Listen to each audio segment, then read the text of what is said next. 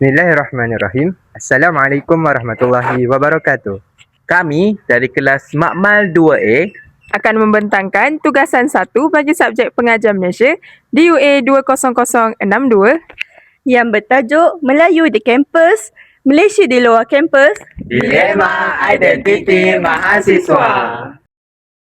Sebelum tu, perkenalkan saya Muhammad Rafi Syafiq bin Rafi YTL 22502 dan saya Alana Soha binti Muzammel DL 22502.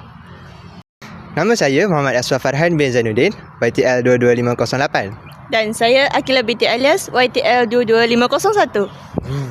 Baiklah, kita mulakan dengan takrifan tajuk kajian. Tajuk kajian kita ialah Melayu di dalam kampus, Malaysia di luar kampus, Dilema Identiti Mahasiswa. Frasa Melayu di dalam kampus merujuk kepada suasana pembelajaran yang lebih selesa, tersusun dan kebanyakannya dalam kelompok kaum yang sama. Keadaan ini boleh mewujudkan zon selesa yang mengehadkan pendedahan mahasiswa terhadap kepelbagaian budaya dan perspektif. Manakala Malaysia di luar kampus menggambarkan realiti kehidupan selepas tamat pengajian. Di alam pekerjaan, graduan perlu berinteraksi dengan masyarakat berbilang kaum, berkomunikasi secara berkesan, memahami sensitiviti budaya dan mudah untuk menyesuaikan diri dengan perubahan sekeliling. Sebagai contoh yang jelas, di kampus, mahasiswa masih menerima bantuan, kewangan ataupun beasiswa. Namun, di luar kampus atau apabila bekerja, individu perlu berdikari mengurus pendapatan dan komitmen hidup. Oleh itu, kajian ini menekankan pendedahan akan kepentingan mahasiswa untuk bersedia lebih awal dengan realiti pekerjaan agar peralihan dari kampus ke alam pekerjaan menjadi lebih lancar. Halangan pertama yang perlu kita fahami adalah halangan bahasa dan komunikasi profesional. Di kampus, graduan berasa selesa dengan menggunakan bahasa-bahasa pasar dan juga dialek negeri masing-masing. Tetapi di alam kerjaya, bahasa profesional sama ada bahasa Melayu atau bahasa Inggeris merupakan penentu kepada literasi profesional mereka. Baiklah, seterusnya ialah konflik sosial budaya.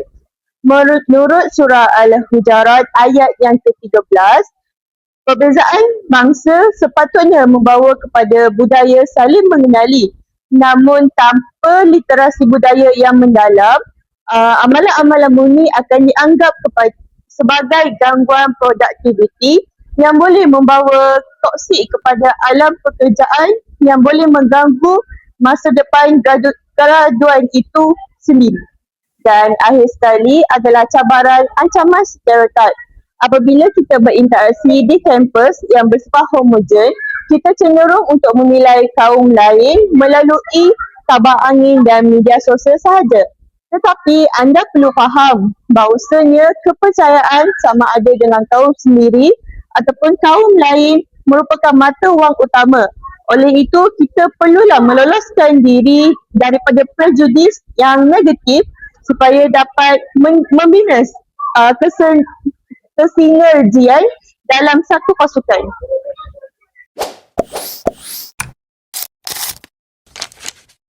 Apabila di tempat kerja, cara yang paling sesuai untuk menyesuaikan diri adalah dengan memupuk sikap komunikasi. Biasanya kita akan menggunakan bahasa yang lebih santai, tetapi apabila di tempat kerja, kita perlu menggunakan bahasa yang lebih profesional dan jelas serta kita perlu faham kerana setiap orang ada gaya komunikasi yang berbeza. Yang seterusnya, kita perlu memupuk sikap berpasukan kerana setiap orang ada cara kerja yang berbeza. Jadi, kita perlu bertolak ansur untuk mengurus perbezaan tersebut secara profesional agar organisasi dalam sesuatu kerja yang kita lakukan berjalan dengan lancar. Baiklah, realiti kampus yang homogen berbeza dengan dunia pekerjaan yang berbilang kaum. Jika seseorang mampu menyesuaikan diri, ia akan meningkatkan kefahaman budaya, membina empati dan memperbaiki komunikasi. Selari dengan teori kontak social golden effort, interaksi antara kumpulan berbeza dapat mengurangkan prejudis. Dalam organisasi pula, kepelbagaian ini merangsang inovasi kerana setiap individu membawa perspektif yang unik. Sebaliknya, kegagalan menyesuaikan diri boleh menyebabkan tekanan psikologi, rasa terasing serta konflik akibat salah faham budaya. Kesan ini menjejaskan prestasi kerja, melemahkan semangat berpasukan dan boleh mengancam perpaduan masyarakat. Justru, mahasiswa perlu membina mentaliti terbuka, sikap inklusif serta kemahiran komunikasi antara budaya sejak di bangku kampus. Sikap prejudis dan diskriminasi harus ditolak dan diganti dengan nilai hormat, toleransi dan empati dalam setiap interaksi. Sebagai kesimpulan, dilema identiti merupakan satu proses pembelajaran yang penting.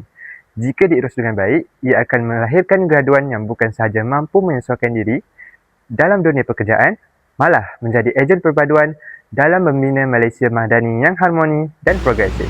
Itu sahaja daripada kami. Semoga bermanfaat. Sekian. Terima kasih.